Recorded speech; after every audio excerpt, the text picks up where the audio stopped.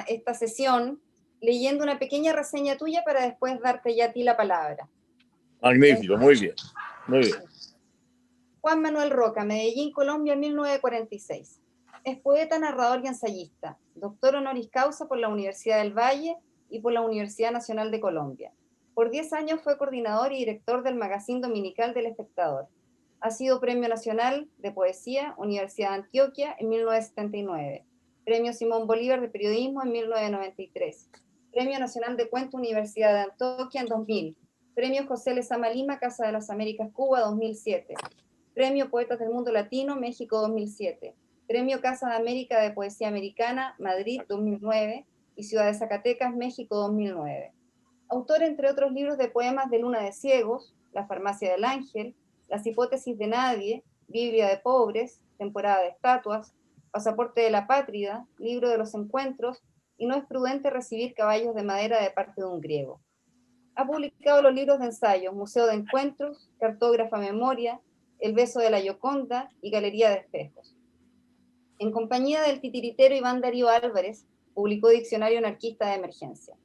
Sus libros de narrativa publicados son Las plagas secretas y otros cuentos, Esa maldita costumbre de morir, novela finalista en el Premio Rómulo Gallegos, y el cuento para niños, Genaro Mano Blanca, fabricante de marimbas.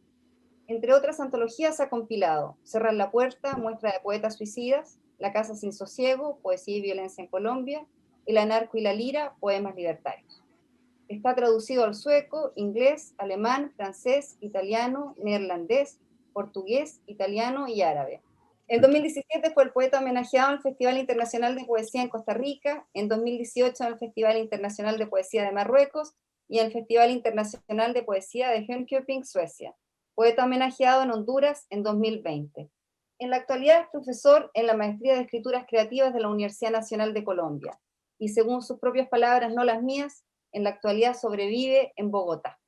Juan Manuel Roca, es un orgullo, un gusto, un placer, una alegría contar esta tarde con tu presencia. Muy bienvenido, metafórica, simbólica, extrañamente a Concepción, a este ciclo de diálogos con la poesía actual, donde tú eres hoy día el invitado de honor y vamos a tener todos el gusto de escucharte. Póngalo así para que se vean todos. Bueno, ¿me están escuchando? Muy Sí. bien. Bueno, aparte de los amigos de Concepción, veo con mucho gusto a viejos amigos queridos como Teresa Calderón y Thomas Harris, o sea que lo que en principio fue una comunicación difícil, ahora me maravilla el poder estar con ustedes en la distancia geográfica y en la cercanía del corazón. Lindo, hermoso. Qué gusto. Inolvidable. Desde hace tanta, perdonen que me metes, que cuando supe que venía Juan Manuel, María Luisa, disculpen todos que me meta, pero es que es un recuerdo enorme. Fueron encuentros inolvidables en Chile, en Colombia, en otros países. Entonces, tu poesía siempre a mí me fascinó, desde que leíste en la Plaza de Armas, en el primer encuentro en la democracia. Así que feliz de estar viéndote y escuchándote. Pues muchas gracias. Les voy a pedir a todos que cualquier comentario, por favor, si pueden silenciar los micrófonos y que los escriban por el chat porque Juan Manuel va a hacer su presentación y cualquier cosa la escriben y vamos a estar atentos. Muchas gracias. Juan Manuel, adelante. Bueno, entonces voy a dar lectura a un texto que se llama El beso de la Gioconda, que es tomado a hurtadillas, sin su permiso, de una pintura de una obra de Max Ernst. Y se llama El beso de la Gioconda porque, bueno, esa sonrisa de la Gioconda nos ha acompañado a lo largo de tantos años en nuestras mentes, en nuestro imaginario, y porque el texto corresponde precisamente a una relación entre la pintura escrita, hay pintores del habla, como algunos expresionistas, como algunos surrealistas, como algunos de nuestros poetas hispanoamericanos también, que logran un grado tan gráfico a través de la palabra, que lo que están haciendo es pintura, una pintura, pero sencillamente sin la paleta, sin el color, sino con las palabras. Y asimismo yo digo que hay una palabra pintada, ¿no? Hay pintores del habla y hay poetas también del color. Si uno piensa, así por decirlo un poquito genéricamente, en pintores como Marc Chagall, que si uno se pone a pensar en las 7 propuestas para el milenio de Italo Calvino, las cumple todas: levedad, ligereza, ensoñación, etc. Entonces yo elaboré un texto que pertenece a un libro que precisamente se llama El beso de la Gioconda, que es un poco también un artilugio para que los que amamos la pintura, pero no sabemos pintar, lo podamos hacer sin los conocimientos técnicos de la plástica, sin ser grandes maestros del color, de la cosa cromática, del dibujo, sino a través del lenguaje, que también crea atmósferas, crea sensaciones visuales. Y a mí, que he sido, pues, digamos, un enamorado de la poesía, de la imagen, ¿no? De ese reino que Lezama Lima llamaba la imago, la posibilidad de crear imágenes que muchas veces son más imperecederas que las imágenes pintadas, que son cuadros escritos. Entonces es un poquito sobre esa relación, obviamente que no es privativamente autorreferencial, sino que pretende hacer un pequeño rastreo sobre esas dos situaciones que en la academia, que a veces tenemos que enredarlo todo, llamamos éfrasis, que es una manera precisamente de pintar con palabras, para decirlo un poco resumidamente. Y este texto, El beso de la Gioconda, pues le puse precisamente un epígrafe de un poeta que yo considero un gran pintor en la palabra, que es John Donne, de una sección de su poesía que se llama Raya el alba, que dice: la luz no tiene lengua, pero es toda ojo. Los vasos comunicantes que se dan entre la poesía y la pintura, entre imaginería poética e imaginería plástica, vivieron en el mismo vecindario uno de sus momentos más luminosos del arte en el siglo XX. Por momentos se diría que poesía y pintura son las dos caras de un mismo asunto, aunque difieran las materias con las que se construye su expresión. De tal manera, hay poetas pintores de una paleta casi monocromática o restringida, como la de Georg Trakl, en el que predominan los colores plata, azul y negro, y líricos del minimalismo que buscan el ascetismo y la brevedad en su lenguaje, como el pintor-poeta Giorgio Morandi, un apasionado de la metafísica de los objetos comunes, como Giorgio de Chirico, antes de amanerarse y volverse a un tardío clasicismo, y como Carlo Carrà. Estos últimos son pintores epigramáticos, pintores que aborrecen la verbosidad o los excesos narrativos. Lo dijo muy bien Anatole France: el velo que los genios poéticos echan sobre sus figuras es la luz. Sean ellos Caravaggio o Rembrandt, su medio de expresión es el claroscuro, el juego de la luz y de la sombra, la doble envoltura de la claridad. Las palabras de Anatole France señalan a las claras una poética sin palabras, una sintaxis escrita con luz. Un capítulo en una historia de la relación de los poetas con la pintura tendría que destacar en América Latina a Vicente Huidobro, que fue un campanero de la renovación en las pequeñas capillas del arte. Otro poeta, esta vez el brasileño Oswald de Andrade, realizó en 1928 un singular manifiesto antropófago, alto elogio de la poesía aunada a la pintura, en la que afirmaba que solo la antropofagia nos une socialmente, económicamente, filosóficamente. La suya era una teoría engullidora de todo, de todos los saberes y de todas las culturas. Un verdadero artista, ¿acaso no sea otra cosa que un engullidor de otros? Alguien que se alimenta de los demás. Oswald de Andrade, una especie de caníbal ilustrado, se atrevió a mencionar esa palabra tabú. Pero todo poeta atento al mundo, y sobra decir que todo pintor, sufre de cromofagia, del hábito de engullir colores como otros comen de manera exclusiva su pan de cada día. Canibalizar al caníbal, engullir su cultura y sus dioses tutelares, fue un buen y santo propósito de la conquista de ese mestizaje por violación que es lo más parecido a la antropofagia. ¿Por qué entonces sorprendernos? En todo ello destaca su premisa de un mundo que se devora a sí mismo, de una especie de autofagia, tal vez con la inocencia del tigre sagrado que va por un claro de la selva eructando misionero. Si Lu Xun describió en el diario de un loco su estado paranoico al creer que lo querían hacer comer carne humana y pedía salvar a los niños mientras se preguntaba ¿cómo voy a poder, tras 4000 años de canibalismo, encontrar a un verdadero hombre? ¿Por qué un poeta de Brasil no puede proponer una bandera caníbal entre todas las artes combinatorias con epicentro en la pintura y en la poesía? Tras esa digresión caníbal, y si se me permite una cierta enumeración o categoría que no aspira a ser cerrada, una cierta taxonomía que nace de la intuición, vale la pena recordar a los poetas. No en balde, el arte del pintor judío fue anunciado y celebrado por el poeta Guillaume Apollinaire, amante de la fragmentación en el arte, creador de los pictóricos caligramas, y por su amigo entrañable Blaise Cendrars.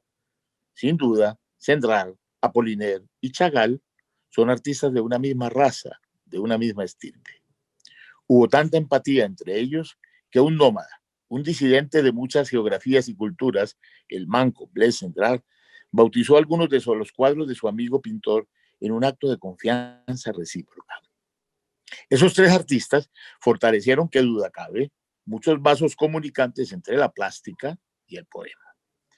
Muchos nexos estéticos y filosóficos que, compartidos por algunos pintores y poetas, desembocan no pocas veces en una poesía de la imagen y al mismo tiempo en una poética de la pintura. Largas conversaciones sostuvieron esos tres amigos artistas sobre el asunto de las formas liberadas y muy seguramente sobre las teorías que Balzac y Baudelaire expresaron sobre la forma. La forma, decía Balzac a propósito de Rafael, es una intermediaria para comunicar ideas, sensaciones, una vasta poesía. Y lo decía en oposición a Rubens y a sus montañas de carne flamenca. Es algo que podría trasladarse de igual manera a la excesiva adiposidad de cierto lenguaje poético que opera por añadiduras y no por ascetismo expresivo. De la misma manera, vale esa afirmación en torno a la forma en la poesía, como si también formara parte de la pintura o del dibujo. Cuando el mismo Balzac afirmaba que la línea es el medio gracias al cual el hombre se da cuenta del efecto de la luz sobre los objetos, no dista mucho de un arte poético donde las palabras, más que nombrar, iluminan lo no visto o lo apenas entrevisto. Son maneras de aislar las cosas del gran caos que se disfraza de orden, para darles un sitio, para otorgarles una vida particular dentro del todo. Los medios difieren, pero no de tan radical manera como para que el arte poético y el pictórico se puedan separar en compartimentos estancos.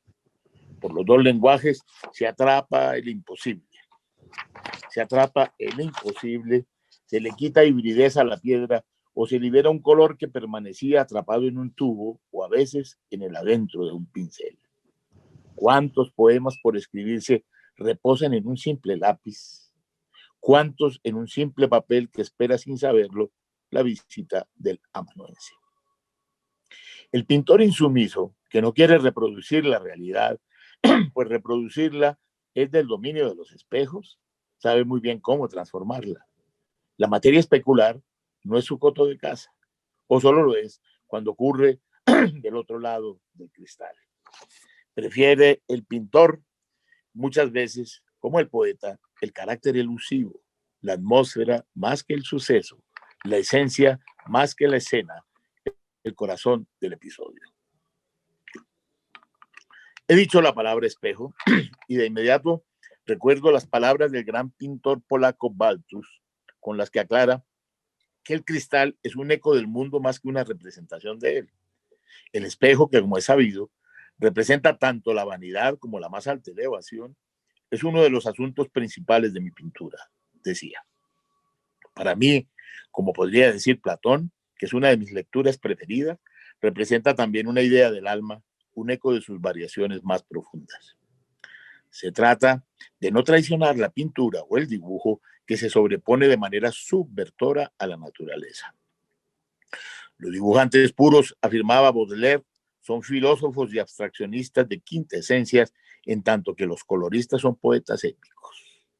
Siguiendo la premisa de Baudelaire, en Sudamérica no estaría equivocado quien estudie el carácter estético del colombiano Alejandro Obregón en el ámbito de los poetas épicos, por lo menos en la etapa en la cual no había deshabitado sus trazos más pensantes que pensados, ni sus vibrantes zonas de color para complacer el gusto mercenario de algunos galeristas. Qué bien supieron de la relación pintura-poesía el mismo Baudelaire y Guillaume Apollinaire al adentrarse en la crítica de arte, o el binomio Picasso-Braque, habitando formas que otros no pudieron copar por falta no solo de conceptos, sino de un rapto poético, de un buceo por aguas abisales para encontrar la llave perdida. Lo dijo de manera explícita Apollinaire en sus meditaciones estéticas, recogidas bajo el título general de los pintores cubistas, cuando asevera que, comillas, los grandes poetas y los grandes artistas tienen por función social renovar sin cesar la apariencia que reviste la naturaleza a los ojos de los hombres. Para luego agregar, los poetas y los artistas determinan al unísono la imagen de su época y dócilmente el futuro se pone de su parte. Apollinaire fue un adelantado en todo esto.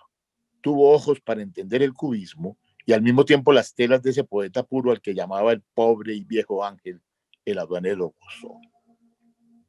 Si Apollinaire es un nuevo liberador, desde la fragmentación en el poema, Braque y Picasso lo son desde la liberación de las formas, desde una fragmentación que en el cubismo hace las veces de prisma, principio de la lírica moderna que recoge en un mismo ámbito el todo en sus detalles, como ocurre también con el surrealismo y en cierta medida con buena parte del expresionismo, como es el caso de algunas de las obras pictóricas de Robert Delaunay o de Franz Marc.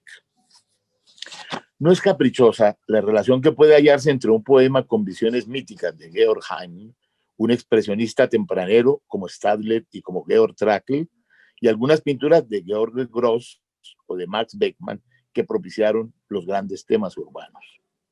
Entre Exequias, el cuadro de Gross, de intención política, y el poema Umbrae Vitae, de tono mitológico, hay más de una relación.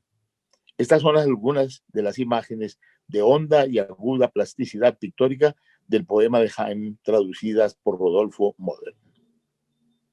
Los hombres se adelantan por las calles y observan las grandes señales de los cielos, donde las ígneas narices de cometas deslizan su amenaza entre las torres dentadas. Y los tejados están repletos de astrólogos que apuntan a los cielos con grandes tubos, y los brujos brotan desde los agujeros del suelo, oblicuamente conjuran a los astros en la sombra. Las grandes hordas de suicidas, su existencia perdida, van buscando, agachados en los 4 puntos cardinales, el polvo barren con la escoba de los miserables. Sombras hay muchas, borrosas y secretas, y sueños que resbalan contra puertas mudas, y el que despierta agobiado por la luz de la mañana debe apartar el sueño pesado de párpados ya grises. No es probable que el poeta y el pintor expresionista hayan conocido de manera recíproca esas dos obras señaladas, pero los une no solamente el tema de la ciudad y de la miseria humana, sino la cercanía en el lenguaje de un habla común. En el caso de Gross y de Heine, la empatía funciona por separado, al contrario de los surrealistas, que hicieron muchas propuestas pensadas de común acuerdo para tender puentes entre una obra pictórica y una obra poética, poniendo en la misma marmita colores y palabras, entreverando en muchos libros sus lenguajes. Los surrealistas, al realizar esos libros de lenguajes hermanados, no crearon una suerte de esperanto o de híbrido objetal, sino espacios de fecundidad en los que enlazaban la pintura y la poesía, instancias aliadas en una exploración común del mundo y del arte. En el caso de los expresionistas, no parecen de la misma materia los versos de Else Lasker-Schuller, en los que hay una suerte de suplicio de Tántalo, de imposibilidad para la vida y para la armonía? Comillas. En casa tengo un piano azul y no conozco, sin embargo, una sola nota. Y las visiones febriles de Emil Nolde, o los mismos poemas de Georg Heim o de Ernest Stadler, cuyo poema Pequeña Ciudad parece una pintura escrita. Comillas. Las muchas callejuelas que cruzan la extensa calle principal corren todas hacia lo verde. Una imagen escrita que puede relacionarse con algunos paisajes de Vasily Kandinsky de la época del Jinete Azul. Hay pues una evidente relación entre algunas formas del pensar estético, la poesía entre ellas, y la pintura en todos los tiempos y lugares. Quizá el encuentro legendario de la máquina de coser y el paraguas en la mesa de disección del viejo conde de Lautremont, un inquietante bodegón de estirpe muy moderna, o una naturaleza muerta, según el término acuñado en Holanda a mediados del siglo XVII, sea un anticipo cubista o dada, uno de los tantos puentes armables y desarmables entre la poesía y la pintura, Marcel Duchamp de por medio. Son muy antiguos y muy fuertes los lazos como cosidos con hilo de cáñamo que existen entre la imaginería poética y la imaginería pictórica. Por eso resulta temporal lo señalado por Diderot. Se reconoce a los poetas en los pintores y a los pintores en los poetas. La contemplación de los cuadros de los grandes maestros es tan útil a un autor como lo es la lectura de las grandes obras de un artista. No se puede olvidar a los grandes escritores que oficiaron también en la pintura y entonces recordar el estupendo autorretrato de Baudelaire. También recordar que con la misma tinta con la que Marcel Proust escribía En busca del tiempo perdido, dibujaba sobre papel, o que basta ir a la casa museo de Victor Hugo para ver sus formidables acuarelas. Por supuesto que André Breton, tan amante de la simultaneidad en los versos, hizo considerables collages y que Jack Kerouac se adentraba en el óleo como lo hacía en un tren, solo que cambiando el carbón por trementina. De Verlaine y Rimbaud al virtuoso dibujante y grabador Günter Grass, el arco se extiende.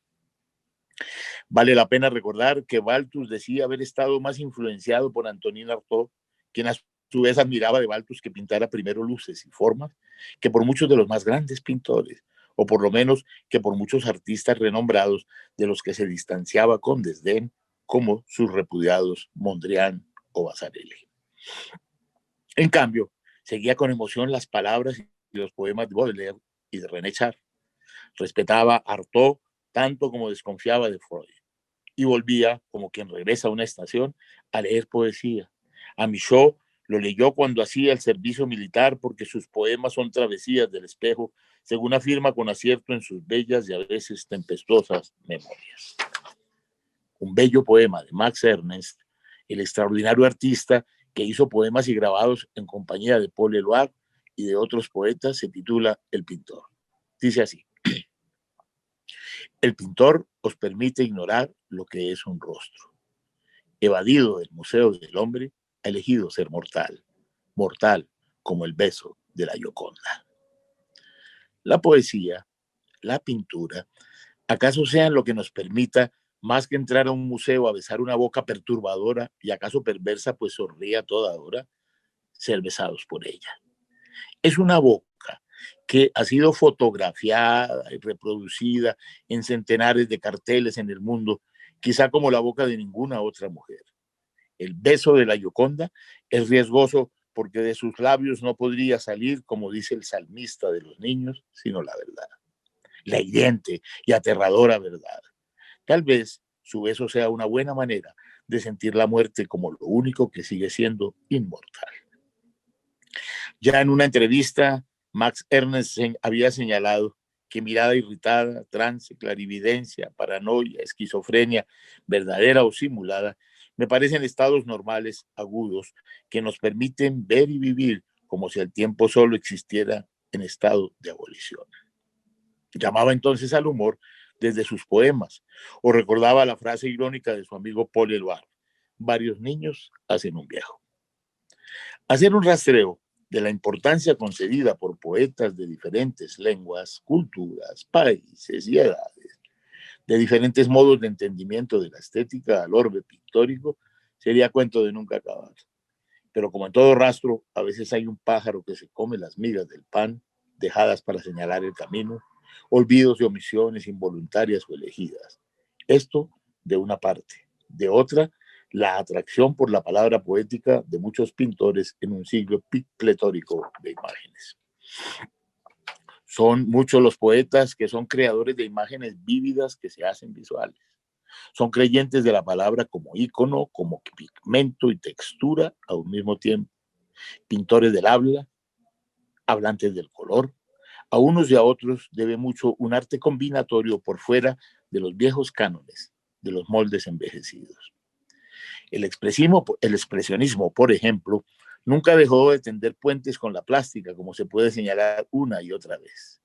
Las influencias entre literatura y pintura expresionistas se harían recíprocas y predominantes una sobre otra alternadamente, como ocurrió de manera muy estrecha con El jinete azul y con los textos teóricos de Marc o de Kandinsky. Por lo menos les debemos, y no es poca cosa, desde que Rimbaud se dio a la tarea de colorear las vocales A negro, E blanco, I rojo, U verde, O azul, el hecho de habernos ayudado desde las letras y desde la pintura con un sentido ontológico a habitar el laberinto. No de otra estirpe liberatoria, fue la sensación de encontrar un nuevo silabario recibida por Henri Michaud cuando asistió a la primera exposición que pudo ver de Paul Klee. Dice el propio Michaud que volvió a casa encorvado bajo un gran silencio. Michaud tuvo la percepción de asistir a un asunto asaltado más que por la pintura, por un orbe musical, de entrar a una esfera pictórica que le producía melodías y resonancias en su adentro. Quizá de ese punto de partida es de donde se refuerza en el gran poeta belga el afán de alternar la palabra poética y el dibujo tachista, esa forma del dibujo que es creadora de ritmos interiores, de impulsos que, como en el expresionismo, pertenecen más al rapto que a la razón. Rainer Maria Rilke, el poeta de las elegías, que alguna vez afirmó que una de sus mayores influencias literarias fue la pintura de Paul Cézanne, cuyos mínimos rasgos, decía el poeta, perseguí desde la muerte del maestro. Reafirmaba su proximidad lírica con la pintura a sus amigos, Paul Klee y al realista ruso Repin y al también ruso Leonid Pasternak, un ahora olvidado impresionista. Habría dicho, sea al paso, un pintor que pudiera entender a Van Gogh de manera tan cabal como lo hace Antonin Artaud. En su espléndido libro, Van Gogh, el suicidado por la sociedad, el poeta entiende que la tela con los cuervos es una tierra equiparable al mar y lanza la terrible pregunta. El loco suicida pasó por allí y devolvió el agua de la pintura a la naturaleza. Pero a él, ¿quién se la devolverá? Algún crítico de arte nos ha hecho ver, como lo hace el poeta checo Vladimir Holland, la levedad de la pintura de Edgar Degas con tan solo una imagen. Degas pintaba incluso el polvo sobre el cuerpo de las bailarinas. Otro es el caso de pintores como William Blake, como Henri Michaud, Max Ernst, Marc Chagall, Pablo Picasso, Giorgio de Chirico, Francis Picabia, Jean Arp, Leonora Carrington, Marcel Duchamp y como tantos otros que caminaron al mismo tiempo en las dos orillas, la de la palabra pintada y la de la palabra escrita. Y por supuesto, no podría dejar de mencionar el caso de Paul Gauguin, que no solamente en su espléndido Nova Nova o en sus escritos de un salvaje, volcó su talento en la poesía. Hay poemas como los titulados Siesta o El atardecer, que son una suerte de pinturas sucedáneas puestas en verso, pero que solo la manía taxonómica o los compartimentos nos impiden enmarcarlos como si de cuadros se tratara. Este es un fragmento de Gauguin. Las mujeres, los aros en las orejas y los pliegues del refajo tenso sobre sus cinturas delicadas, desnudo su torso de tonos de bronce y de betún, y el muriente ardor del poniente de nuevo se enciende en los bruscos rayos de oro que festonan su carne. duerme en el aire vespertino el viento eterno del verano. En la misma cara de la moneda, el poeta Blaise Cendrars, que nunca tuvo a favor el don de la pintura, se sirve de Marc Chagall y en un poema titulado con el nombre de su amigo pintor, imagina cómo procede tras despertar y ponerse en la tarea cotidiana y frenética de pintar. Este es un fragmento del poema Marc Chagall. Se despierta, toma una iglesia y pinta con una iglesia. Toma una vaca y pinta con una vaca. Con una sardina, con cabezas, manos, cuchillos, pinta con un nervio de buey, pinta con todas las sucias pasiones de una pequeña ciudad judía, con toda la sexualidad exacerbada de la provincia rusa. Se despierta, se estrangula con su corbata. Chagall se asombra de vivir todavía. Alguna vez tuve la oportunidad de ver las litografías que Joan Miró hizo de algunos poemas de René Char, de quien fue leal amigo, como lo fue de Jacques Prévert. Ahí funcionaba de nuevo el enlace entre poesía y pintura, no como algo ilustrativo, sino como una totalidad. Cuando Miró se le preguntaba si ganaba o no en la frecuentación de los demás, en las conversaciones y encuentros, solía decir que amaba el diálogo con la gente que quería, con los poetas como Jacques Dupin, por ejemplo, de cuya obra hizo una serie de grabados. Fue recíproca la admiración entre Char y Miró. Decía el poeta como augurándole a Miró el color del porvenir. Nunca se llega a comprender a fondo el lenguaje de los pintores, igual que nunca se llega a comprender al fondo el de los poetas. De hecho, si no fuera así, no existirían la pintura ni la poesía. Es posible que los hombres que vivan aquí dentro de miles de años conozcan mejor que nosotros el significado de una mancha de color de Jean Miró. Fueron muchas las alusiones, reflexiones que hacía Char en textos y entrevistas acerca de las relaciones explícitas y secretas entre la pintura y la poesía. En uno de sus encuentros con Jean Penard, que hizo un bello libro sobre el poeta, afirmaba que poesía y pintura a menudo van acompañadas. Se iluminan recíprocamente para pasar a hablar de manera emocionada de Georges de la Tour. Cuando hablaba del poeta, de su quehacer y su destino, el autor de Hojas de Himno señalaba que el poeta aprende la poesía igual que el pájaro aprende a volar. Claro que se ejercita, trabaja, se perfecciona quizá, pero pertenece ya de nacimiento al género que vuela y no al que repta, aunque le guste poner las patas sobre el suelo y volver a su nido. Así como Char se mostraba exaltado y amoroso cuando hablaba de poetas y pintores, también lo hacía de manera tajante con los que no valoraba. Comillas. Vasarely no es un pintor, es como mucho un decorador. Hay inevitablemente cierta bajeza en esta habilidad industrial. Detestaba a David por cortesano, por lisonjeador de poderosos, por su complejo de incensario. Lo llamaba un despreciable camaleón. En cambio, consideraba a Georges Braque un genio, un gran aliado sustancial, a su manera de ver demasiado avasallado por la figura de Pablo Picasso. Braque hizo en 1949 4 grabados para un libro de Char. En uno de sus bellos poemas dedicados a él, en algunos versos de la biblioteca está incendiada, el poeta escribió algo que veía como una divisa común para poesía y pintura. Quien inventa, al contrario de quien descubre, no añade a las cosas, no aporta a los seres más que máscaras, huecos, una papilla de hierro. Siempre consideró a Georges Braque un pintor poeta de la estirpe de los que descubren.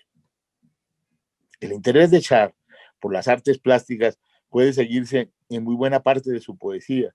Poemas en homenajes a Giacometti, a Courbet, a Corot, a Rodin y a tantos otros artistas de su aprecio, lo mismo que en sus declaraciones públicas. Admiró y apreció a Nicolas de Staël, el extraño pintor que introdujo a Char en la belleza de los encuentros nocturnos de fútbol, con la cancha muy verde, bajo las grandes luminarias, tal como lo cita Penard. Un día le dijo a Char, si fuera rico, le pediría que jugaran toda la noche para tener tiempo de pintarlos mejor.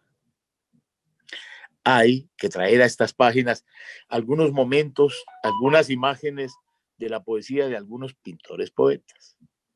El aire tiene la edad de las alas, dice Jean Arp en su poema Manchas en el vacío, un título con reminiscencias taoístas. Marcel Duchamp pretendía diseñar desde la libertad del poema un vestido oblongo dibujado exclusivamente para damas afectadas de hipo. Al despertar, encontré a la dicha durmiendo todavía a mi lado, dice Giorgio de Chirico en su poema Una noche, un bello texto lírico que por momentos es pintura metafísica escrita tal como la que realizaba en esos años. Este es el poema de Chirico, Una noche. La última noche silbaba el viento tan fuerte que creí que iba a derribar las rocas de cartón. Mientras duraron las tinieblas, las luces eléctricas resplandecieron como corazones. En el tercer sueño desperté junto a un lago a donde iban a morir las aguas de los ríos. Alrededor de las mesas las mujeres leían y el monje permanecía callado en la sombra. Lentamente crucé el puente y en el fondo del agua oscura vi pasar lentamente grandes peces negros. De pronto me encontré en una gran ciudad cuadrada. Todas las ventanas estaban cerradas, silencio por todas partes, meditación por todas partes, y el monje pasó de nuevo a mi lado. A través de los agujeros de su silicio raído, vi la belleza de su cuerpo pálido y blanco como un monumento al amor. Al despertar, encontré a la dicha durmiendo a mi lado. Vale la pena preguntarse si la teoría de Chirico sobre la pintura metafísica no involucraría, tras la lectura de sus poemas, una misma tesis sobre el arte poético. Decía el pintor en un texto de 1919, anterior al poema señalado, que es del 25, la obra de arte metafísica es de aspecto sereno. Da, sin embargo, la impresión de que alguna cosa nueva debe producirse en el interior de esa serenidad y que otros signos, al margen de aquellos que son ya evidentes, están a punto de entrar en la tela. Tal es el síntoma que revela la profundidad habitada. Así, la lisa superficie de un océano, perfectamente en calma, nos inquieta no tanto por la idea de la distancia en kilómetros que nos separa del fondo, como por lo desconocido que oculta ese fondo. Si esto no fuera así, la idea del espacio nos daría solamente sensación de vértigo, como cuando nos encontramos en alto. Eso es algo que nos hace recordar también la supuesta serenidad de la silla pintada por Van Gogh, de cómo ella parece anunciar la llegada de alguien, según la apreciación de Antonin Artaud. No sabemos si esa presencia anunciada, ese nuevo signo que irrumpirá en la tela del pintor holandés, pudiera ser su hermano Theo o su levantisco amigo Gauguin. Pero a la luz de la tesis de Giorgio de Chirico y en un orden estético distante del suyo, Van Gogh puso esa rústica silla en una habitación enmarcada, pero no previó que su serenidad podría ser vulnerada o intervenida por un signo desconocido. Esto es algo que solo tiene ocurrencia con las obras pictóricas que, más allá de la representación, involucran un poder ser, un algo incontrolado que ronda su fijeza para hacerla más vívida, más asombrosamente incierta. Otro aspecto compartido por poetas y pintores tiene que ver con la ironía frente a la realidad y frente a la negación de un deber ser en el arte.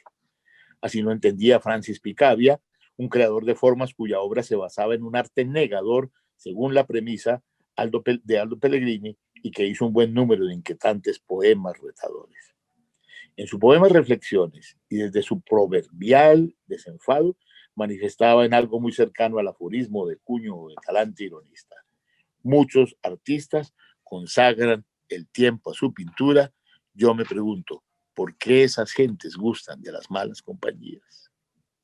Todos estos artistas ejercieron su libertad y su pasión en el poema, como lo hicieron de manera análoga en la pintura, para que aire y ala fueran del mismo cuerpo y del mismo instante atrapado, para curar el hipo con solo infundar un traje oblongo, para pintar con iglesias, con vacas, sardinas, con cabezas, manos o cuchillos, para amanecer con la dicha dormida en un costado del día y, sobre todo, para prescindir de las malas compañías, esas que encontramos siempre en la mala pintura y en la peor poesía.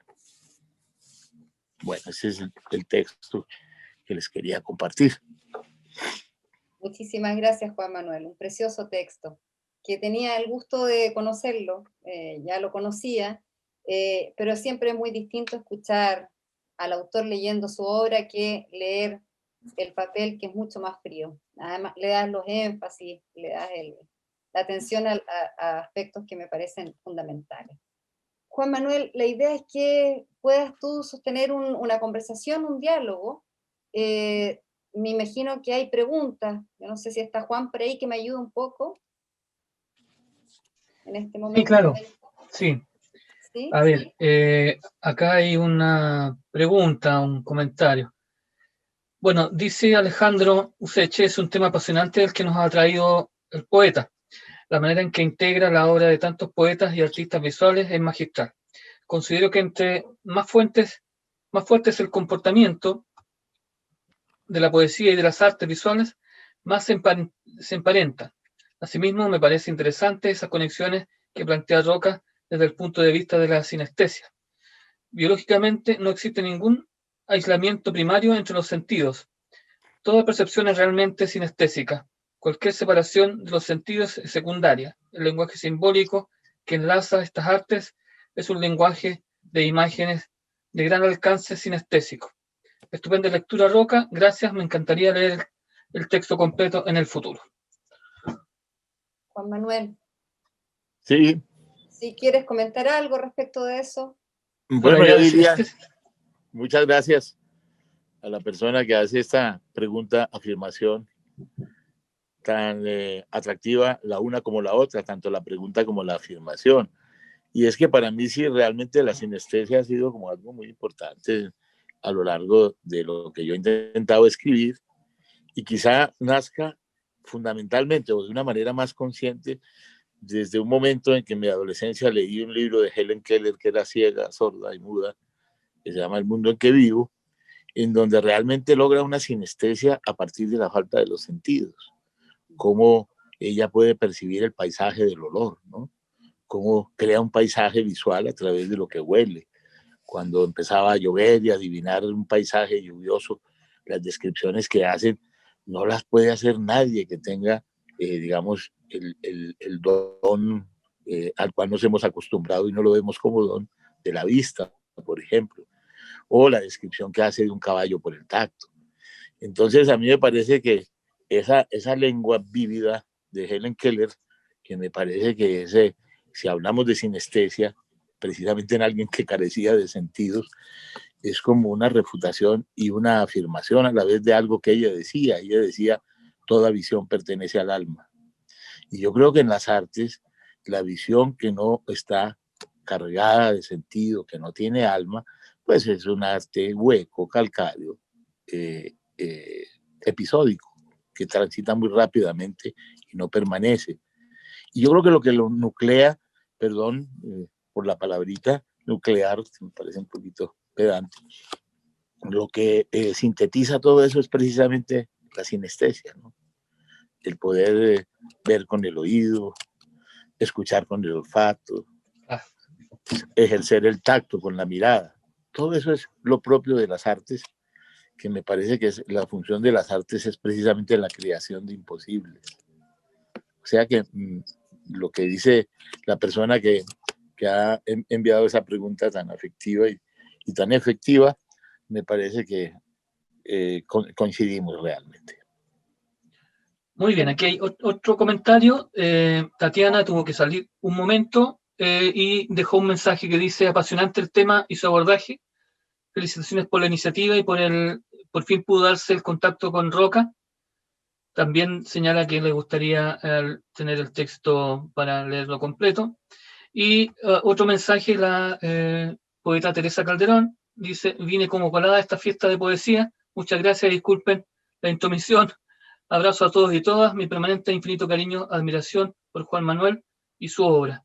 Tan grande como poeta y como persona, 1000 besos. Eso es lo que hay hasta el momento. Yo quisiera hacer una pregunta muy breve. La discusión sobre el Ut Pictura Poiesi, ¿cierto? Que están antigua, digamos, de Horacio, ¿no? De la Epístola a los Pisones, donde comienza la reflexión sobre las vinculaciones, los asedios, los espacios de fecundidad, como denomina Roca, estas zonas de conexión productiva entre poesía y pintura, ha sido, digamos, evaluada en distintos momentos, pero me parece que la posición del poeta parecía seguir la lógica de Horacio, en el sentido de que la relación entre pintura y poesía no tiene que ver con ese intercambio, diríamos, de soporte, la pintura y la letra, ¿no? De estos artesanos, ¿no? Del poeta y del pintor.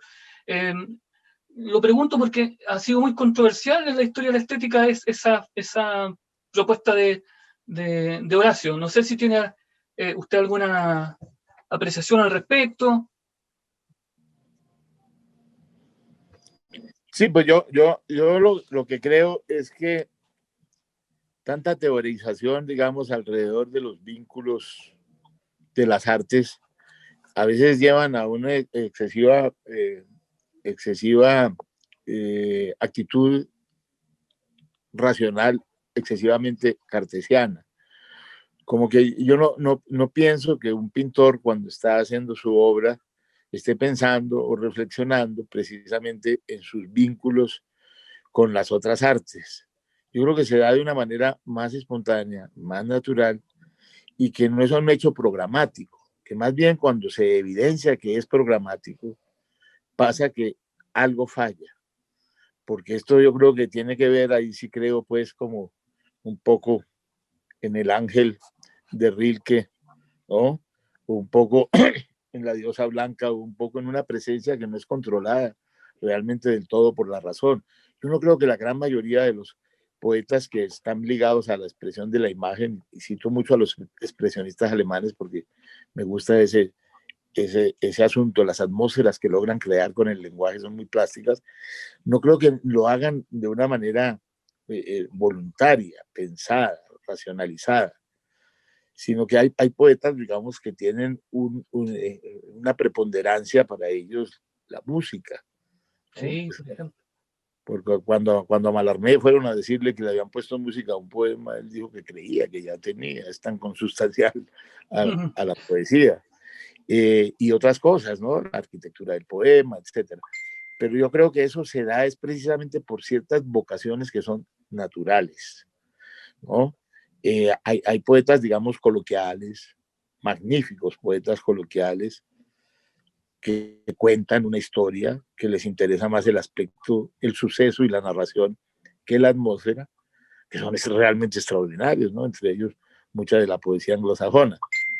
Hay otros poetas que por naturaleza tienen una vocación por la imagen, que de hecho pues es algo que tiene necesaria fundamentalmente un pintor, ¿no? O sea que yo no lo tengo visto de una manera programática, y que más bien a partir de algunas cosas que yo fui escribiendo poco a poco en poesía, o en lo que pretende ser poesía, vaya uno a saber al fin y al cabo si lo que hace lo es o sencillamente lo parece, que son cosas muy distintas, ¿no? Porque también no existe la mala poesía. La gente dice, es muy mala poesía tal. No, no es mala. Si es mala, no es poesía. Entonces, en este intento nos quedamos a veces muchos atrapados, ¿no?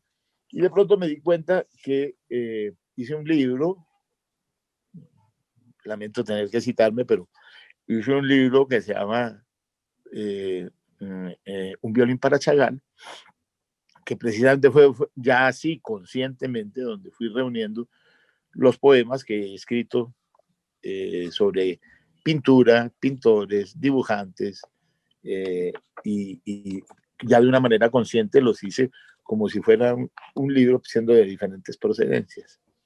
Pero para mí, repito, sí es muy importante y muy trascendental, bien trascendental, que la poesía esté ligada a la esfera de la imagen y por lo tanto tenga un vínculo con las artes plásticas obvio e inmediato. Perfecto. Juan, Sí. una cosita, porque veía una relación que se podría establecer a partir de esta idea de la sinestesia en poesía y también el privilegio que tú le das, con tanto la experiencia poética como la experiencia amorosa, que de alguna manera generan la misma atmósfera o el mismo milagro a partir de los sentidos, ¿no es cierto? Y que en los dos casos también la razón está un poquitito fuera, o por lo menos no es el aspecto predominante, porque también se puede querer a partir de la razón. Yo recuerdo un parlamento, un pedacito del guión de la película no tan lograda, hecha a partir, la adaptación cinematográfica de Crónica de una muerte anunciada, justamente de García Márquez, también colombiano.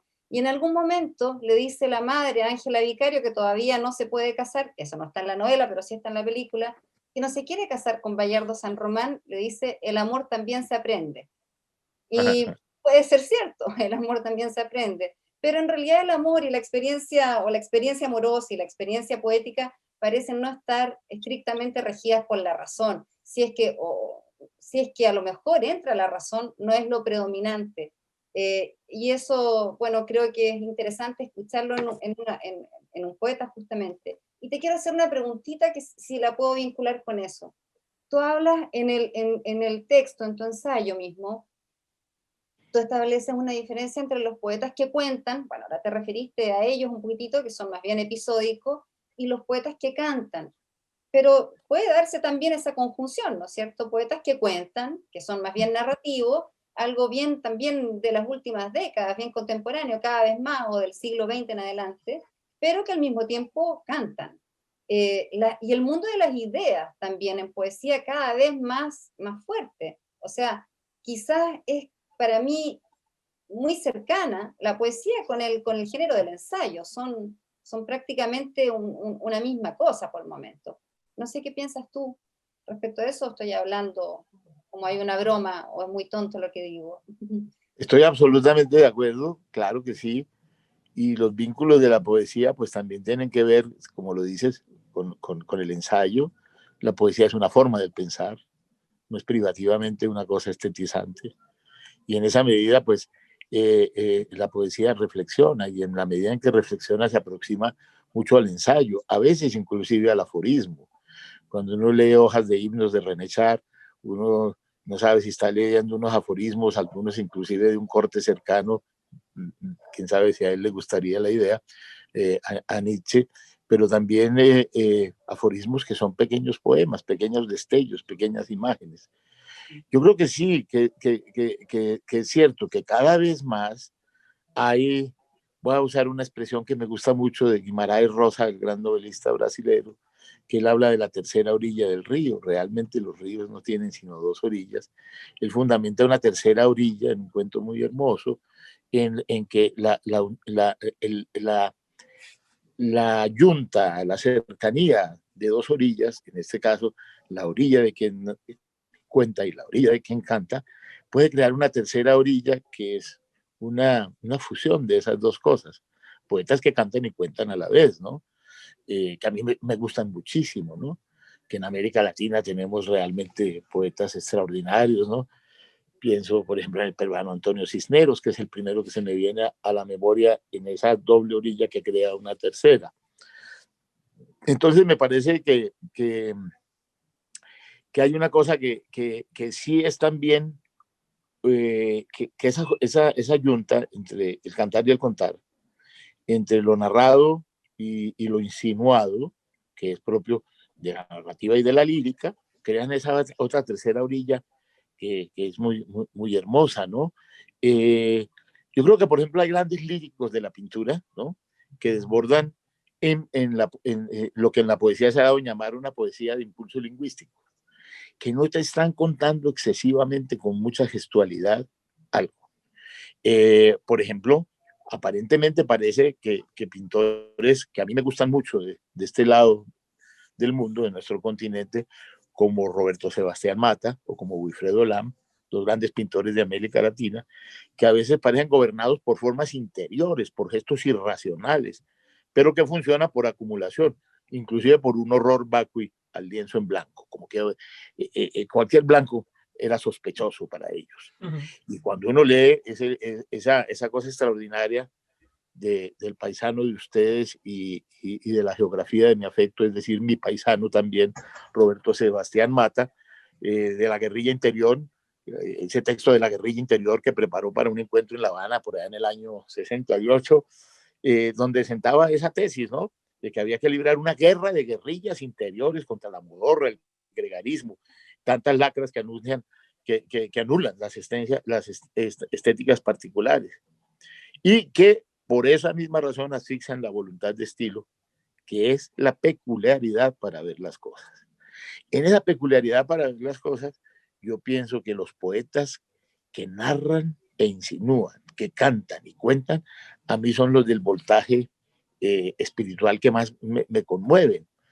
Es que no olvidemos que hay pasajes narrativos del poeta pues, que nos transformó realmente la visión de la poesía en el mundo, que para mí es Jean Arthur Rimbaud, que uno lee Iluminaciones o Temporada en el Infierno, y realmente ahí aparece ya ese fulgor por el contar y el cantar en yunta.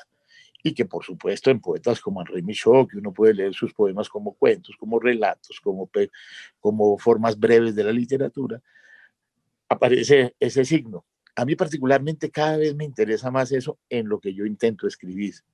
Me interesa mucho esa fusión, interesándome tanto la imagen, ¿no?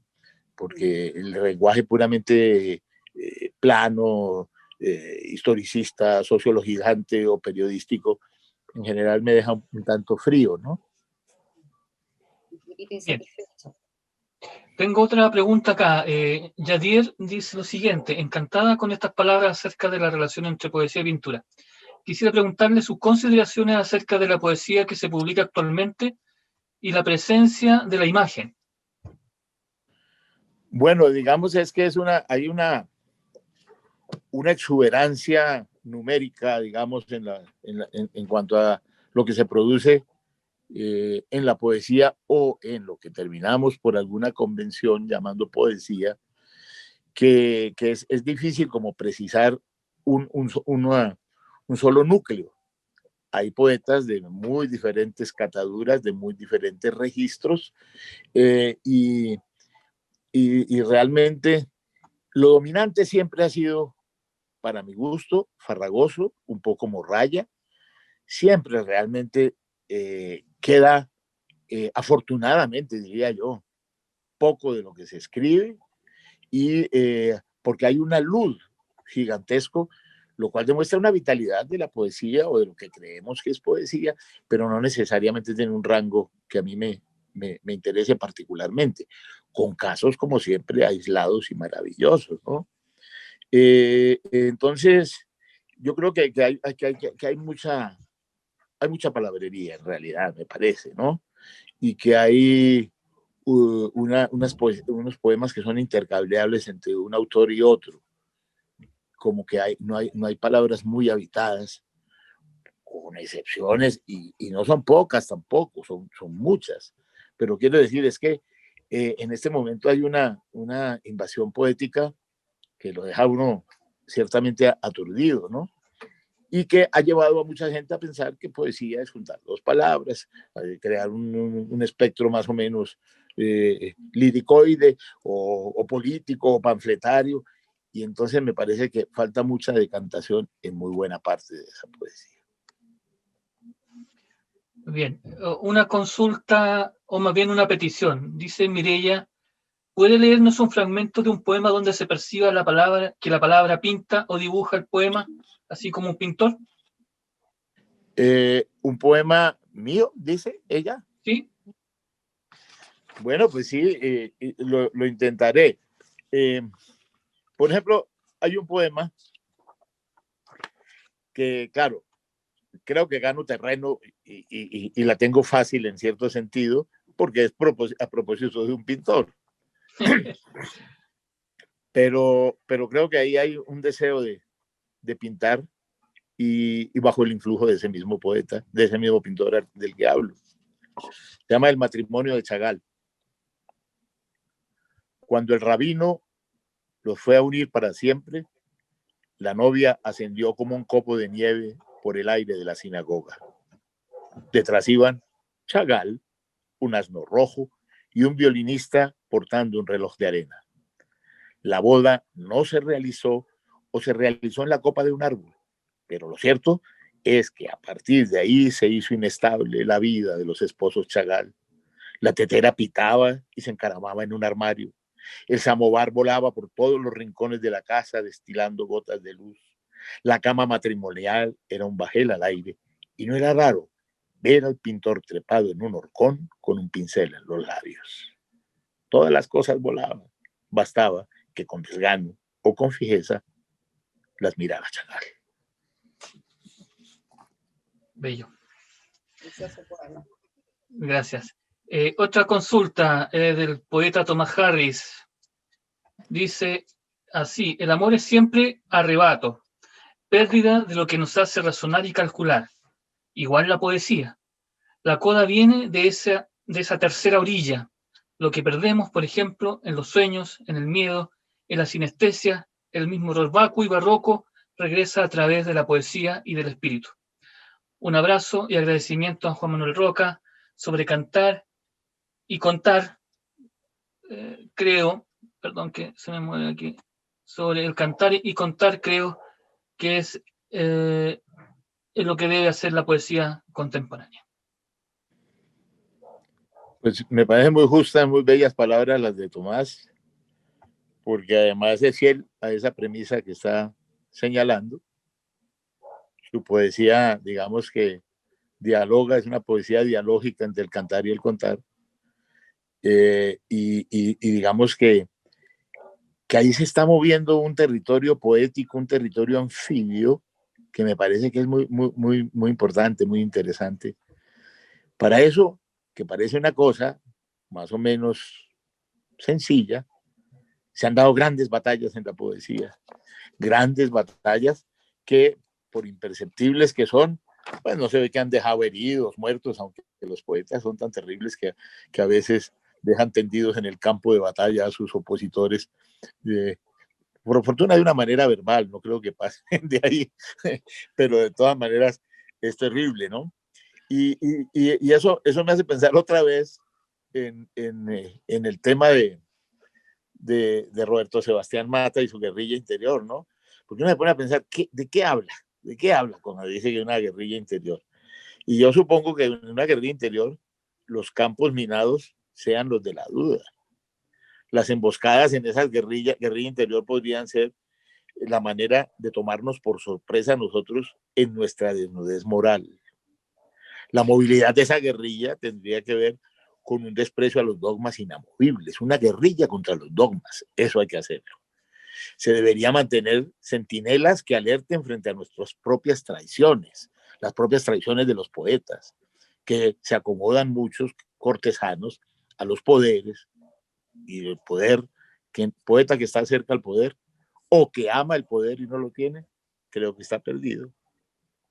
Y entonces, para que con todo ese poderío del que señalo hagamos acopio y enfilar una guerra, ya no guerrilla, sin cuartel, contra los ejércitos de la mediocridad o de la servidumbre, sean estas estéticas o ideologizantes. Yo creo firmemente en ese tipo de guerrilla interior que me nace, o se me suscita, o se me suscitó cuando muy adolescente tuve la fortuna de que cayera en mis manos un folletico, una plaquette, decimos ahora que somos más pedantes, en La Habana, alrededor precisamente de esta figura. Perdónenme, no estoy haciendo proselitismo patriotero porque esté en Chile o cercano a Chile, de ese pintor que admiro tanto, que es Roberto Sebastián Mata. Ese texto deberían leerlo, yo creo, no solamente los pintores, los críticos de arte, sino fundamentalmente, para mi manera de entender, los poetas. Bien, otra consulta. Dice Gloria, Kate Hamburger propone que la lógica de la literatura tiene por objeto la relación de la literatura con el sistema general del lenguaje. Siguiendo esta idea, ¿estaría de acuerdo en afirmar que la pintura es lenguaje y que se integra a esa lógica literaria de forma dinámica, inclusiva y no excluyente? Es decir, ¿afirma que hay narratividad en la pintura? Yo creo que sí, que hay y así como decía un poquito en el texto, hay pintores épicos y pintores líricos, y hay unos que entreveran eso también, como lo decimos ahora a partir de los poetas y fundamentalmente a partir de los poetas desde el Gaspar de la Noche de Aloysius Bertrán y luego de los poemas en prosa de Baudelaire, que no sabe uno muchas veces si está leyendo un pequeño relato, un cuento breve o un poema. Ese irrumpir en los géneros. Y yo creo que lo mismo pasa, digamos, con la pintura épica y la pintura lírica, y que realmente se da el mismo proceso, el mismo procedimiento que ocurre, para mi manera de entender, con la poesía. Bien. David García pregunta o hace un comentario. Muy de acuerdo con la afirmación del poeta, recurriendo a la etimología del griego clásico, poiesis, que directamente es crear. De ahí lo superfluo de algunas propuestas que recurren con bastante ligereza y con la urgente necesidad de erigirse en creaciones tan efímeras como el humo de un cigarro o tan escasas como los pozos oxidados de una cerveza en el fondo de una jarra. A propósito del comentario que hacía el poeta hace unos momentos. Qué bien, muy bello. Sí. Me dicen acá para la persona técnica, dice, ¿pueden aceptar a Andrea, la hija del poeta que salió y perdió el ingreso? ¿Puedes hacerlo, Juan? Yo no, lo puede hacer Leo. Leo. Juan, ya ingresó. Ah, perfecto, ahí está, Andrea está dentro entonces. Bueno, esas son las preguntas y los comentarios. Quiero hacer todavía una, si es posible, si no es mucho, porque todavía quería pedir si es que Juan Manuel podía leernos un par de poemas todavía, pero antes de ver si esa posibilidad es realmente una posibilidad real, quería preguntar algo. Bueno, yo sé que acá la relación que tú estableces es entre poesía y pintura, fundamentalmente estas dos manifestaciones artísticas. Pero cuando se habla de poesía, bien sabemos, ¿no es cierto?, que hay prosa que es poética y todo lo demás, pero o sea, la narrativa está implicada, pero dentro de esta división aristotélica o entre géneros, o que data de muy largo, que es esta división entre narrativa, poesía y drama, que podríamos llamarlo lo escénico. ¿Qué pasa con lo escénico? ¿Qué pasa aquí? ¿Cómo lo podrías explicar tú? Porque yo trataba de darme una respuesta a partir de la lectura del texto de lo que tú hablabas, cuando hablas de este cantar y contar. El contar muchas veces también, al ser episódico, tiene este carácter escénico, que es bien teatral, es bien dramático. No sé si puedes decirnos algo en relación a eso. Sí, yo creo mucho también en el carácter escénico de un poema, en su escenografía y en su arquitectura, pero en su escenografía creo mucho. A mí no me gusta como explicar un poquito las cabeceras de donde viene un poema que yo escriba. Me parece como que esa arqueología pues habría que dejárselo a otros si quieren perder su tiempo y no hacérselos perder uno. Pero sí... No es ahora pérdida de tiempo, es nuestro trabajo. Que hacemos con gusto. Yo lo sé. Ahora que me dices que lea algunos poemas, pues voy a leer uno que tiene un origen muy escénico. Y es que ahí voy a contar, por eso digo yo, como su antecedente, cosa que no acostumbro mucho. Y es que de niño yo recuerdo haber vivido en un barrio de mi ciudad, de Medellín. De Medellín, perdón, yo apago esto. No te preocupes. Mira, de Medellín, entonces vivíamos, Medellín era en esa época como un conato de ciudad, un pueblo grande, ¿no? Ya habían pasado dos cosas extraordinarias, la fundación y la muerte de Gardel, de resto no había pasado nada más. Bueno, era un pueblo grande, y entonces en el barrio en que yo vivía, que Medellín era como un bosque, una selva con calles, porque era muy, muy bello. vivíamos en una casa en donde desde mi segundo piso, desde mi casa se veía desde el segundo piso, un piso donde vivían, donde tenían no sé cómo llamarlo, no lo voy a llamar, vivían unos niños ciegos que jugaban fútbol, reemplazando el balón por una caja de lata, otra vez la sinestesia. Es decir, que no pateaban un balón, sino pateaban el ruido. Y a mí esa visión se me olvidó por mucho tiempo, me fui a vivir a otros lados con mi familia. Y una vez que regresé a Medellín, en un ejercicio, digámoslo, evocador, porque detesto la palabra nostalgia y la nostalgia misma, me fui a caminar por ese barrio y pasando por esa casa, recordé esa imagen de esos niños que jugaban fútbol reemplazando el balón por una caja de lata, que pateaban el ruido. Entonces se me ocurrió escribir un poema que fuera un poema escenográfico de alguna manera, pero yo no lo pensé en términos escenográficos, sino atmosféricos, pero es una atmósfera que terminó siendo como un escenario, que se llama Mester de Ceguería, Mester en el viejo vocablo oficio de ciegos, Mester de Ceguería. Y yo intenté eludir una cosa, ahí sí fui muy racional, que fuera un poema de atmósferas, aunque también contara, es decir, que cantara, pero también contara, pero sobre todo que no primara tanto la historia como la atmósfera. Se llama Mester de Ceguería. Desde la terraza, a la hora en que el sol cernía picos de pájaros azules, mi madre y yo mirábamos el patio en la casa de los ciegos. Los niños ciegos reemplazaban el balón por una caja de lata y jugaban con el ruido. Cuando el ruido rodaba hacia algún lugar del patio, los niños lo perseguían, lo pateaban, corriendo entre las sombras.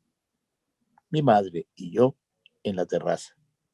Y abajo, ángeles de la sombra corrían como locos tras del ruido. Después, nuestra casa era una jaula. Mi madre paseaba por la alcoba, limpiando el ojo a los retratos de sus muertos. Yo escuchaba el deslizar de las sombras en la estancia. Entre árboles que levitaban su floración oscura, la casa nos guardaba de la tarde tempestuosa. Y ya de noche, acomodado al recinto del sueño, como un ciego, perseguía el ruido de agua de aquella mujer desconocida. Preguntaba por la extranjera, sin pensar que todos somos extranjeros en el sueño. Me paseaba con un gorro de cascabel por jardines lluviosos, escuchando el techo piafante de un establo o un ruido de Biblias en los cuartos vecinos. La noche me tatuaba. Precioso poema, Juan Manuel. Muchas gracias. Y si no fuera a usar mucho de tu generosidad, ¿por qué no nos lees otro poema más? El que tú elijas. Bueno, voy a leer un poema.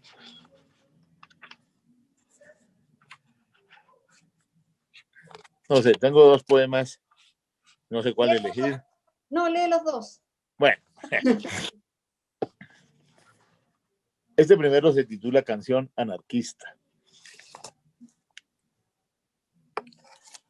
De lo único que en verdad me siento complacido es de lo que no soy. No soy clérigo repartiendo cruces de aire a una corte de feligreses muertos. No soy embajador de Babilonia vestido de buitre o de Loyola. No soy fabricante de rejas y mortajas. De lo único que en verdad me siento complacido es de lo que no soy.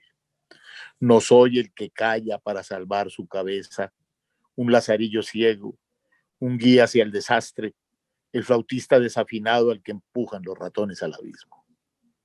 De lo único que en verdad me siento complacido es de lo que no soy. No soy el que niega 3 veces al gallo que canta en el corral porque tiene el alba en su garganta. No soy el tartufo que quisiera tener una docena de manos para aplaudir sin tregua el paso del rey. De lo único que en verdad me siento complacido es de lo que no soy. No soy sombra de nadie, sacristán de la patria, mercenario de sí mismo, hombre de Estado, ni novio de la muerte. No soy vecino del olvido, juez de aduanas, notario de ausencias, perro de aguas, ciudadano de un árbol genealógico en cuyas ramas penden brujas de Goya y frutos sin piel. No soy guardagaleras, trotaconventos, espía o contralor, estatua de prócer, enemigo del ocio, poeta de cielos, caballero del santo sepulcro. No he sido apóstol de un señor de horca y cuchillo, capataz de su oscura cosecha. No ignoro la dignidad del árbol, su maestrazgo silencioso y sus altas potestades. De lo único que en verdad me siento complacido es de lo que no soy. No soy intérprete de himnos, patriota del vacío, policía, ganadero, cadáver insepulto, guía de insomnes o caudillo de mí mismo. De lo único que en verdad me siento complacido es de lo que no soy. Y este último se llama Al pobre diablo, que es un poco un cóctel, una mezcla del contar y el cantar. Perdón. Al pobre diablo.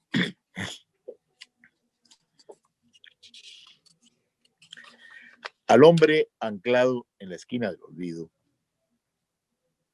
Al hombre escupido por viejos matones de barriada. Al jubilado de sí mismo. Al muchacho humillado que se esconde detrás de su acuosa mirada. Al que estorba en la fiesta de los audaces. A los que no han tenido oficio conocido y no podrían balbucir el retrato hablado de su madre. A los que siempre parecen estar en otra parte. Al que escapa de las miradas cuando lo buscan en el parque como pasto de burlas. Al confinado al cepo del silencio en la ronda nocturna de los sabios. Al que tartamudea como una vela encendida. Al que está a punto de abrir la puerta de emergencia que conduce a un pasadizo de ingreso al otro mundo. A la oveja negra de la familia que picotea fármacos y grajeas para intentar espantar la jauría de sus miedos. Al sumo sacerdote de la religión de las derrotas. A los despreciados por los espejos. Al que prefiere ser prófugo de su cuerpo antes que ser su propio carcelero. A los que ignoran qué responder cuando preguntan quién anda por ahí. Al que le daban duro con un palo y duro también con una soga.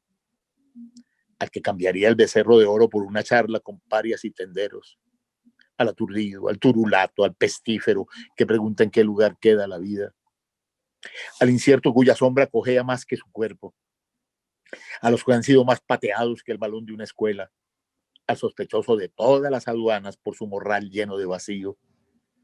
Al que no logra ser jinete de sí mismo, a los que ejercen el papel de niños clandestinos y solo juegan cuando no los obligan a mendigar. Al hereje hecho a imagen de nadie, a los abucheados por la multitud en un país de dioses abolidos, a los que desafinan en el coro, al que suena como el platillo de una batería que cae en el silencio de un velorio, al imprudente que no espera que el flautista de Benarés duerma la cobra para mirarla a los ojos, al hombre de cristal que atraviesa en medio de una pelea entre dos bandos de picapedreros, a los desobedientes que quisieran confinar en un rincón del Museo del Olvido, a que nadie espera el regreso de la guerra, a los que desalojan de su casa y luego expulsan para siempre de su cuerpo, al espantapájaros burlado por el cuervo, al portavoz de sí mismo que odian los feligreses de todos los partidos, al que conducen a la comisaría mientras grita que la civilización es puta, vieja y desentada, al que jugó su corazón y se lo ganó la violencia, al que intenta dormir en la carreta que lo conduce de la cárcel al patíbulo,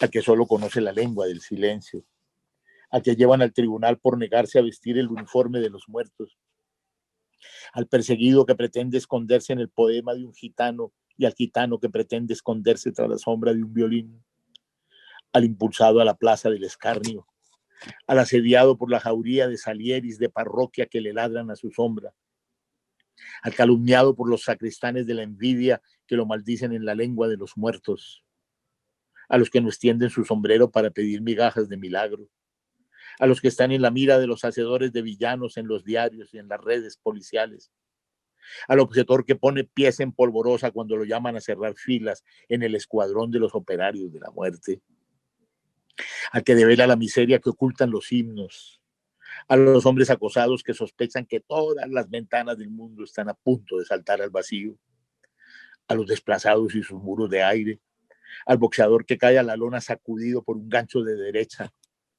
a los locos del pueblo que cruzan enfundados en una capa de harapos como reyes miserables, al músico envuelto en su gabán raído al que le indican los empresarios la puerta de servicio del lento salón de baile, al que se niega a escuchar el canto de los vendedores de humo, al gato escaldado por el carnicero, al caballo espoleado por el miedo, al sin suerte que practica el tiro al blanco y siempre atina en el centro del error, al niño solitario que espía la vida a través de los cerrojos, al aguafiestas, al que llega tarde a su propio velorio, a los poetas enjaulados por todos los tiranos.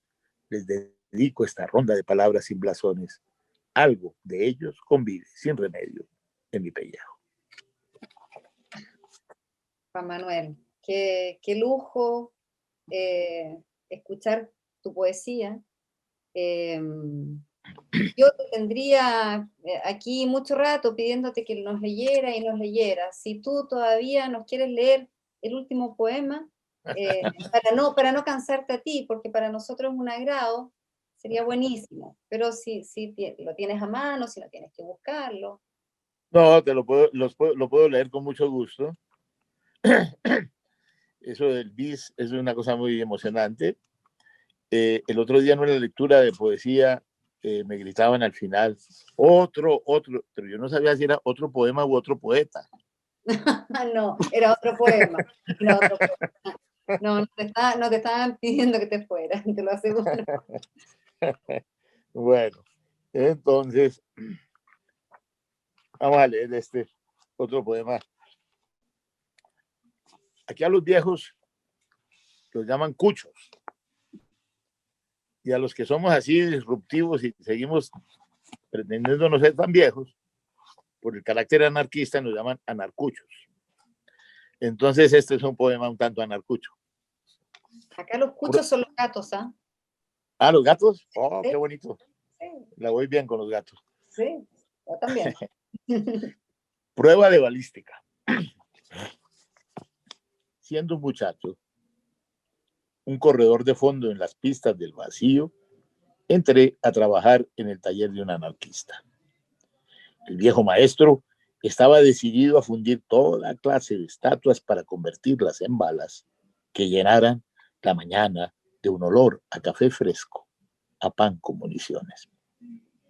Decía que la estatua de Pío XII haría buen pertrecho para dispararle al Vaticano solo para echar a volar sotanas como negros pajarracos. Contaba que cuando Rimbaud supo que le iban a levantar una estatua, dijo que aceptaría si una vez esculpida le permitían hacer balas con su efigie de bronce para asediar a los franceses. En lengua franca, añadía el maestro, el poeta nos legó su horror a la gloria y más aún su horror a la patria. Me convenció de la nobleza de apuntar al Pentágono con la estatua de Lincoln convertida en cañón o con proyectiles de la cabellera rizada de George Washington. Se relamía como el niño que juega a la Armada Imperial en su bañera. Borraremos los maniquíes de una estatuaria hueca como el busto operático del duque, embaucadora como el caballo de Troya. La estatua de Gutenberg habría que fundirla en las imprentas clandestinas de la noche. La de Stalin fue vaciada con una materia ideal para fabricar y repartir llaves y ganzúas entre los poetas irredentos que enjaulaba. ¿Y la de Bakunin, maestro? Le pregunté. Bakunin no tiene estatua. Nos esculpen los vientos. Juan Manuel. Bueno, una maravilla. Yo te digo, algunos comentarios que aparecen acá para abajo, todos señalan, todos coinciden en maravillosos poemas. Y tu hija, Andrea, dice que los gatos son además anarquistas. Estoy totalmente de acuerdo, claro que sí. Los gatos van contra toda forma de dominación. Así es que Así ahí es la gracia. Juan Manuel, bueno, yo quiero en primer lugar agradecerte, agradecer toda la posibilidad, agradecer a todas las personas que están presentes, a todos, no podría señalarlo a todos, particularmente a Thomas Harris, quien nos acompañó en la primera sesión de este ciclo de diálogos y que es un amigo muy querido también y un excelente poeta, por lo tanto también nos honra por doble lado, o sea, desde la amistad y desde la poesía.